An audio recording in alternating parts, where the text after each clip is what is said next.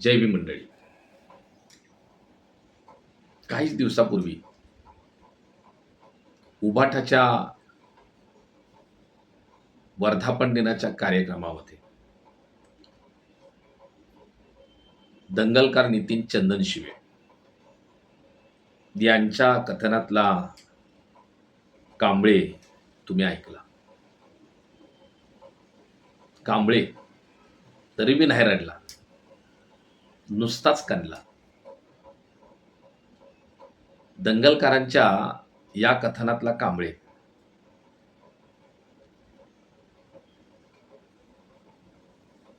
कार्यकर्त्याच्या जीवनातलं वास्तव, त्यात थोडंसं कल्पना, कार्यकर्त्याची कार्यकर्त्याकडे असणारे अपेक्षा, असं कॉम्बिनेशन असणारं कांबळे हे कथन आपण दंगलकारांच्या कथनामध्ये ऐकला. काल मी एका कांबळेंच्या वाढदिवसाला जाऊन आलो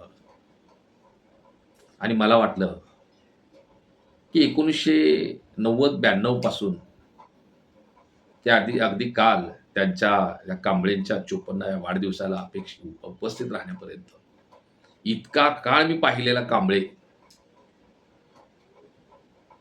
तो माझ्याकडून प्रेझेंट झाला पाहिजे. सामाजिक चळवळीमध्ये एक चळवळीचा भाष्यकार म्हणून लोक आमच्याकडे काय अपेक्षा निश्चितपणे धरत असतात आणि मी कार्यक्रमातून घरी येता येता तो कांबळे माझ्या स्मृतीपटलावरती येत चालला होता. काल वाढदिवसात घाईगडबडीत शुभेच्छा दिल्या, पण मी त्यात कांबळे प्रेझेंट केलं नाही याची खंत मला वाटत गेली ट्रेनमधून येता येता, आणि म्हणून आत्ताचा हा असणारा व्हिडिओ प्रपंच. कांबळे कांबळे अगदी तरुण वयापासून चळवळीत पडला. चळवळी सवंगडे गोळा झाले. सामाजिक चळवळ करू लागला. वस्ती विकासाची कामं करू लागला. ती कामं करता करता कांबळे आरोपांच्या वादळामध्ये अडकला, प्रचंड अडकला. हे वादळ झेलता झेलता कांबळेवर चळवळीतल्या दिग्गज नेत्याची कृपादृष्टी पडली.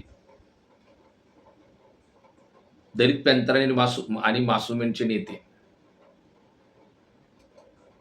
बौद्ध धर्माचे गाढे अभ्यासक राजा ढाले यांची कृपादृष्टी कांबळेवर पडली आणि प्रकाश तथा बाळासाहेब आंबेडकरांच्या भारिपची तिकीट मिळाली. कांबळे इलेक्शन लढला, इलेक्शन जिंकला आणि मुंबई महानगरपालिकेच्या सभागृहात जाऊन बसला. मुंबई महानगरपालिकेचा एकमेव नगरसेवक म्हणून तो भारिपची शान ठरला. कांबळे वस्तीतल्या लोकांचा आवाज बनला. त्यांच्या समस्यांशी भिडला, विद्यार्थ्यांच्या समस्यांशी भिडला, आपल्या आजूबाजूच्या सोबतच्या कार्यकर्त्यांच्या समस्यांवर भिडला, सगळ्यांशी सहकार्याने वागला. 5 वर्षात कांबळे साऱ्यांच्या हृदयात जाऊन बसला आणि 5 वर्ष झाली, पुन्हा निवडणूक आली. आता मात्र निवडणूक आयोगाने वारणाची पुनर्रचना केली आणि कांबळेसमोर प्रश्न निर्माण झाला. पण कांबळे स्वतःही भिडला पुन्हा निवडणुकीसाठी आणि असणाऱ्या वार्डात आणखीन एका ओबीसी महिलेला देखील ताकद देण्याचं काम केलं. कांबळे निवडणूक लढला. कांबळे निवडणूक लढला. पुन्हा आंबेडकर नावाचा आशीर्वाद कांबळेच्या पाठीशी राहिला. पण आणखीन एक आंबेडकर या वेळामध्ये मैदानात होते. त्यांचाही कोणाला तरी आशीर्वाद होता.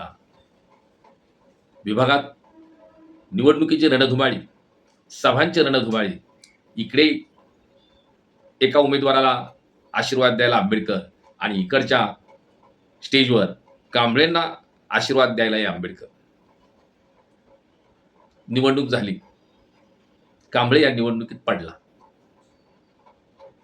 पण नाही खचला. निवडणुकीनंतरही काम जोमात करत राहिला. नगरसेवक नसतानाही कांबळेच्या कार्यालयात लोकांची गर्दी कायम तीच राहिली.